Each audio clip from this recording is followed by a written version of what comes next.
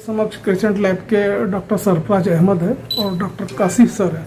Sir Sarfaraz Ahmad sir, हम आपसे ये जानना चाहेंगे कि जो अभी जो कोरोना का जो प्रकोप बढ़ गया उस पे से अभी काफ़ी लोग ऐसा है जिनको टेस्टिंग की आवश्यकता हो रही है, तो अपने लैब में दो प्रकार की चेकिंग होती है, टेस्टिंग होती है, एक RT-PCR और एक अपना एंटीजन टेस्ट। तो ये दोनों में डिफरेंसेस क्या है और इसका रिजल्ट आने में कितना समय लगता है, उस बारे में बताइए। देखिए, एंटीजन टेस्ट एक रैपिड टेस्ट होता है जिसकी रिपोर्ट 15 से 20 मिनट में आ जाती है, और RT-PCR थोड़ा सोफिस्टिकेटेड और एडवांस टेस्ट है जिसे गोल्ड स्टैंडर्ड कहा जाता है। सारी दुनिया उसे गोल्ड स्टैंडर्ड कहती है, यानी ये स्टैंडर्ड सबसे ऐसा ये बेंचमार्क है। इसे प्रोसेस करने में और रिपोर्टिंग आने में कम से कम 5 से 6 घंटे का समय लगता है। और जहाँ तक एंटीजन का टेस्ट है, तो एंटीजन टेस्ट में कई बार ऐसा होता है कि पेशेंट पॉजिटिव होने के बावजूद भी निगेटिव आते हैं, जिसे हम हमारी मेडिकल टर्मिनोलॉजी में सेंसिटिविटी कहते हैं। तो एंटीजन टेस्ट की सेंसिटिविटी 50 से 60% के बीच में है अंडर आइडियल कंडीशंस, जबकि RT-PCR की सेंसिटिविटी इससे काफ़ी ऊपर है। ये इस बात पर भी डिपेंड करता है कि सैंपल कितने अच्छे से लिया जा रहा है, मशीन कौन सी है और प्रोसेस कौन कर रहा है और रिपोर्टिंग कौन कर रहा है, क्वालिफाइड पर्सन कर रहा है या नहीं कर रहा है। तो इन तमाम बातों के ऊपर की बुनियाद पर RT-PCR की सेंसिटिविटी डिपेंड करती है, लेकिन RT-PCR की सेंसिटिविटी एंटीजन के मुकाबले में कई गुना बेहतर है। ऐसा देखा गया कि आमतौर पे जो हाई रिस्क और लो रिस्क वाले जो पेशेंट रहते हैं पर्टिकुलरली, वो डिफरेंट लैब्स में यदि ये करवाते, टेस्ट करवाते, जैसे एम्स में, कोई माफूस में, कोई नीरी में करवाता, कोई मेडिकल में करवाता, उनकी इसमें RT-PCR में भी देखा गया तो उसमें काफ़ी डिफरेंसेस देखने को मिले। कहीं पॉजिटिव दिखा रहा तो कहीं निगेटिव दिखा रहा, तो उसका पर्टिकुलर सोल्यूशन क्या है आपकी नज़र से? देखिए, इसमें हम उस लैब को जिम्मेदार नहीं ठहरा सकते। ये जो पूरा प्रोसीजर होता है इसमें कई स्टेप्स होते हैं। सबसे पहला स्टेप होता है कि सैंपल कैसा लिया जा रहा है, सैंपल कौन से समय पे लिया जा रहा है। कई बार ये होता है कि पहले दिन पेशेंट का वायरल लोड कुछ ज़्यादा हो, पॉजिटिव आने के चांसेस ज़्यादा होते हैं, लेकिन दूसरे दिन तीसरे दिन वायरल लोड अगर कम हो जाता है तो उसी व्यक्ति का अगर सैंपल लिया जाए तो हो सकता है निगेटिव हो सकता है, या हो सकता है कि पहले दिन उसका वायरल लोड नहीं है तो वो निगेटिव आए, दूसरे दिन पॉजिटिव आए। तो इसमें लैब की जिम्मेदारी नहीं है, हम लैब को किसी भी लैब को ब्लेम नहीं कर सकते, क्योंकि वो लोग अपना काम बड़ी ईमानदारी से कर रहे हैं। इसमें एक सबसे अहम चीज़ है कि सैंपल किस तरीके से लिया जा रहा है। अगर क्वालिफाइड और वेल ट्रेंड आदमी सैंपल ले रहा है तो रिपोर्ट काफ़ी हद तक बिल्कुल दुरुस्त आती है। तो सैंपल लेना, फिर उसके बाद सैंपल लेने के बाद में प्रोसेस कितने समय में किया जा रहा है और इस दौरान कोल्ड चेन मेंटेन है कि नहीं। क्योंकि हम जैसे देख रहे हैं कि हमारे नागपुर शहर में बहुत बार ऐसा हो रहा है कि लोग सैंपल लेकर मुंबई जा रहे हैं सैंपल, या पुणे जा रहे हैं सैंपल, और 24 घंटे यानी सैंपल लेने के बाद प्रोसेसिंग का जो समय है वो 18 घंटे और 24 घंटे है। तो इन 18 घंटों और 24 घंटों में जो पूरा ट्रेवल कर रहा है ये सैंपल, तो ये सैंपल का कोल्ड चेन मेंटेन है कि नहीं। अगर कोल्ड चेन मेंटेन नहीं है तो रिपोर्ट बराबर नहीं आएगी। तो हमारा जो लैब खोलने का मकसद ये है कि हम नागपुर शहर के लोगों को ये सर्विसेज प्रोवाइड कर सकें, सही समय पर जल्दी से जल्दी अच्छी रिपोर्ट हम दे सकें।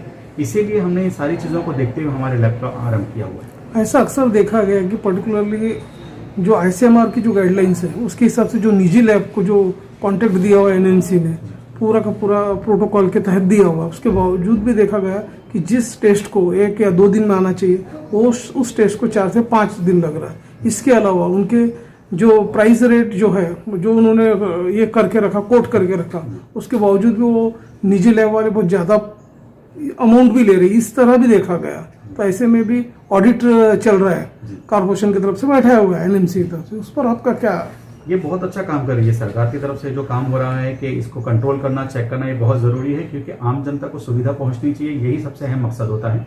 और इसीलिए गवर्नमेंट ने रेट्स डिसाइड किए हुए हैं। जहां तक समय की जो आप कह रहे हैं कि 2 दिन 3 दिन लग रहा है, ये शुरुआती कुछ दिनों में हो रहा था, लेकिन अभी नागपुर में जो लैब्स हैं वो तकरीबन सारे लोग काफ़ी जल्दी रिपोर्ट दे रहे हैं। जो सफल खासतौर से नागपुर के बाहर जा रहे हैं उनमें उतना समय लग रहा है। इसलिए यहाँ पे जो लैब्स हैं अभी वो सारे के सारे समय पर रिपोर्ट दे रहे हैं।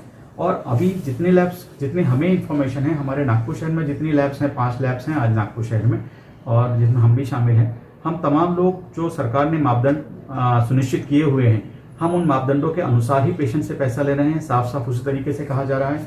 और उसके बाद में भी हम रिपोर्ट बिल्कुल समय यानी हमारे पास में मैक्सिमम 18 से 20 घंटे में हम रिपोर्ट उन लोगों को दे रहे हैं जो हमारे पास शाम में सैंपल दे रहे हैं। हमारे लेबोरेटरी का अभी तक जो रिकॉर्ड है पिछले 8 दिनों में, कि हमने पेशेंट को 8 से 10 घंटा मैक्सिमम के अंदर हमने रिपोर्ट दे दी है। MD डॉक्टर कासिफ सर से हम ये जानना चाहेंगे, जो क्रिसेंट हॉस्पिटल के डायरेक्टर्स हैं। सर, हम आपसे ये जानना चाहेंगे कि पर्टिकुलर आपकी जो लैब है पर्टिकुलर काफ़ी रेपुटेड है, इसमें रिजल्ट ओरिएंटेड चीज़ें मिलती है आपके यहाँ पे, तो तो आप ये सारी जो चीज़ें हैं जो घटनाक्रम अभी चल रहा है, तो इसके बावजूद एक तरह से किस तरह का आप नियंत्रण करते हैं सारी घटनाओं को? सबसे पहले तो हम जो हमारी क्वालिटी ऑफ लैब है उसको हमने सुनिश्चित करने के लिए जो यहाँ पे जो बेस्ट मापदंड होते हैं इंडस्ट्री के, जिसको USFDA अप्रूव बोलते हैं, तो हमने वो मशीन्स को इंस्टॉल किया ताकि रिपोर्ट्स में और जो हमारी क्वालिटी ऑफ सुविधाएं हैं वो अच्छी रहें।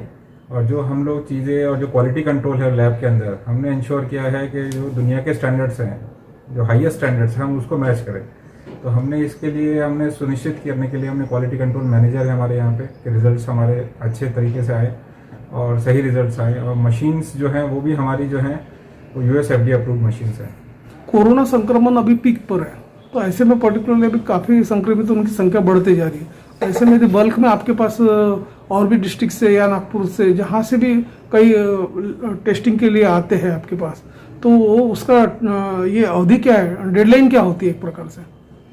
में अभी हमारे पास में 2-3 डिस्ट्रिक्ट से पेशेंट्स के सैंपल्स आने शुरू हुए हैं। उनके लिए भी हम वही मापदंड रखते हैं जो नागपुर के पेशेंट के लिए रखते हैं कि हम लोग 6 से 8 घंटे या मैक्सिमम हम 10 से 12 घंटे में उनको रिपोर्ट पहुंचा दें ताकि उनके इलाज की सुविधा हो जाए। उनको पहले डायग्नोसिस जल्दी होने से इलाज भी जल्दी शुरू होता है। क्वारंटाइन कर सकते हैं, वो लोग को पता चल जाए कि वो लोग पॉजिटिव हैं तो वो अपने घर वालों से अलग हो सकते हैं। तो पहले क्या हो रहा था कि ये सारे सैंपल जो हैं बॉम्बे और इस तरफ जा रहे थे, तो उससे 3 से 4 दिन के बाद में पता चलता था, तब तक वो काफ़ी लोगों को इन्फेक्ट कर चुके होते थे।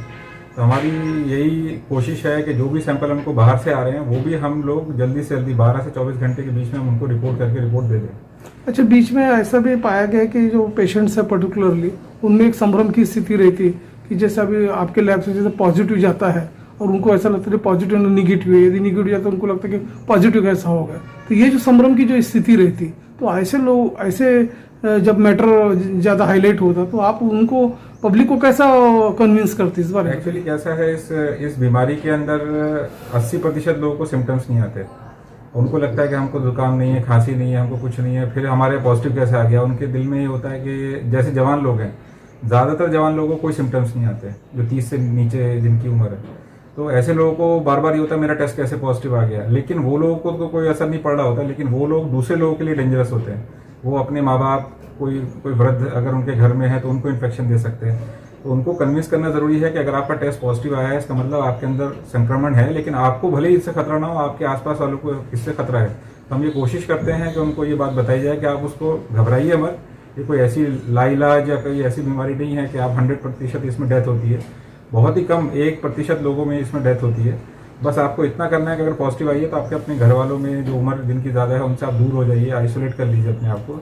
तो हम लोग की ये रहती है हमको कम्युनिकेट करने की, जो उनके अंदर एग्जाइटी होती है, घबराहट हो जाती है मैं पॉजिटिव आ गया, तो हम इस तरीके से उनको समझाते हैं कि इससे घबराने की बात नहीं है, सिर्फ आपको इतना करना है कि अपनी फैमिली को बचाइए उससे, दूसरों को मत दीजिए। सर, ऐसे भी पेशेंट है पर्टिकुलरली देखा गया कि जिनको कोरोना तो आ गया, पॉजिटिव भी रह गए, लेकिन बाद में उनको कोई सिम्टम्स दिखे नहीं और वो सिम्टम्स चले भी गए। तो आगे चल के आपके हिसाब से उनको कुछ अंदेशा है, खतरा है एक प्रकार अभी कुछ ऐसी स्टडीज आ रही हैं कि किसी एक आदमी को अगर कोरोना हुआ तो 3 महीने बाद या 4 महीने बाद उसको दोबारा कोरोना हो सकता है। जैसे आपको हर साल जुकाम खांसी होता है, इन्फ्लुएंजा वायरस होता है, तो एक बार अगर आपको जुकाम खांसी या फ्लू हुआ है तो अगले साल भी आपको दोबारा होता है। तो उसकी जो अपनी लड़ने की क्षमता है वो बहुत लिमिटेड होती है और अगले हर साल वो दोबारा से होने का चांसेस होते हैं। अभी कोरोना में ये शोध चल रहा है कि अगर ऐसे कोरोना के पेशेंट जिनको हो गया और रिकवर हो गया उनको दोबारा से कोरोना हो सकता है क्या, अगर हो सकता है तो किस स्थिति में और कितनी बड़ी उसका क्लिनिकल वो आएगा मैनिफेस्टेशन। तो अभी तक जो स्टडीज हुई हैं उसमें 3 से 4 महीने बाद दोबारा से कोरोना का संक्रमण हो सकता है किसी को।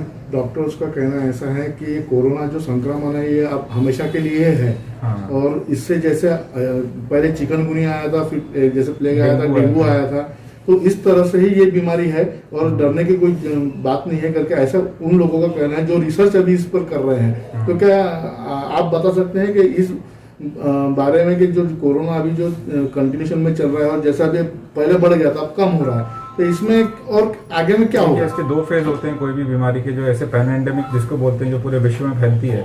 एक होता है ये फेज जिसमें हम हैं, ये पूरे विश्व में फैलेगा और सब जगह पे लोग संक्रमित होंगे और धीरे धीरे ये एक वेव आएगी। उसके बाद में 3-4 महीने बाद नवंबर दिसंबर में नागपुर में शायद दोबारा एक वेव आएगी, फिर मार्च अप्रैल के आसपास एक और तीसरी वेव आएगी। इतने संक्रमण होने के बाद नागपुर की 60 से 70% आबादी को ये संक्रमण लगने की मतलब चांसेस हैं अगर हम प्रॉपर प्रिवेंशन नहीं लेते हैं उसके बाद में हमारे अंदर एक क्षमता डेवलप हो जाती है पॉपुलेशन, उसको हर्ड इम्यूनिटी बोलते हैं। उसके बाद उसका फैलना कम होता जाता है बीमारी का, लेकिन उसके लिए कम से कम 70% पॉपुलेशन के नागपुर को इन्फेक्शन लगने का और ज़रूरी होता है उसमें।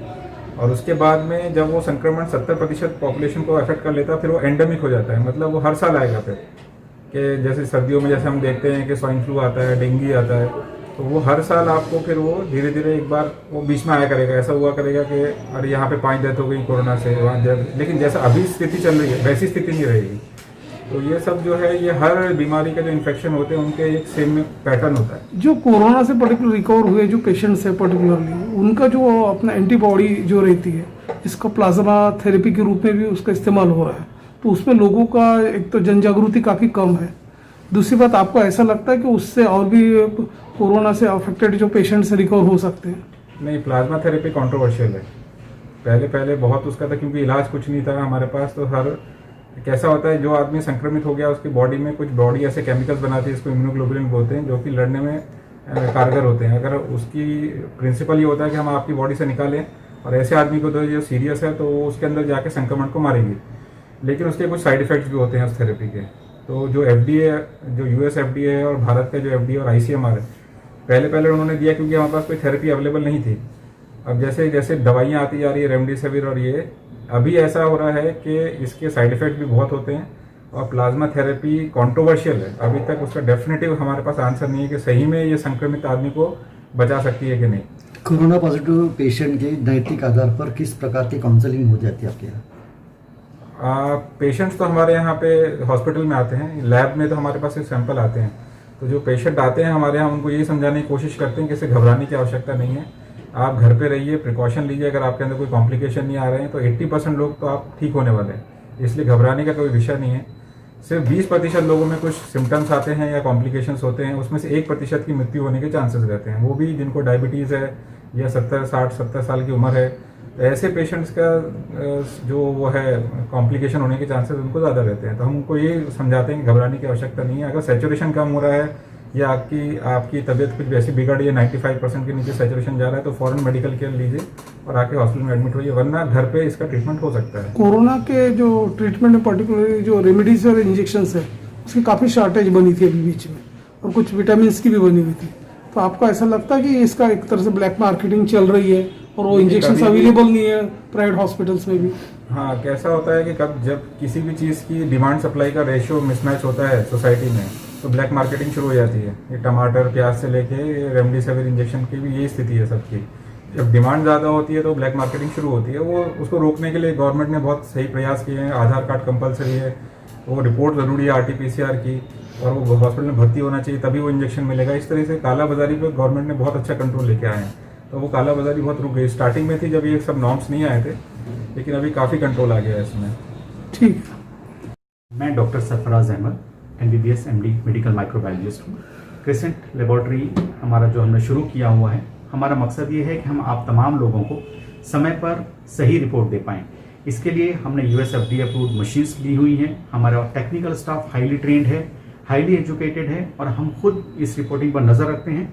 और हम चाहते हैं कि हमारे पेशेंट्स को सही समय पर सही रिपोर्ट पहुंच जाए, ताकि आप जल्द से जल्द इस बीमारी के बारे में जान सकें, इस बीमारी से बचने के कदम उठा सकें, और न सिर्फ खुद की बल्कि पूरे समाज को कोरोना मुक्त करने में मदद कर सकें। मैं आप सबसे यही कहना चाहूँगा कि कोरोना बीमारी से घबराने की या डरने की ज़रूरत नहीं है। अगर किसी को भी कोरोना की बीमारी होती है और उसका RT-PCR टेस्ट पॉजिटिव आता है, तो आवश्यकता है कि वो अपने डॉक्टर से संपर्क करें, घबराएं नहीं। अगर कोई ज़्यादा लक्षण नहीं है तो घर में रहकर अपने आप को आइसोलेट करें, अपने परिवार से कुछ एहतियात बरतें, सामाजिक दूरी बरकरार रखें, मास्क का इस्तेमाल करें, और भीड़ भाड़ की जगह पर जाने से परहेज करें। इस तरीके से हम अपने आप की, अपने परिवार की और सारे देश की और सारी दुनिया की इस कोरोना से पार पा सकते हैं, कोरोना से जीत सकते हैं। धन्यवाद। Thank you.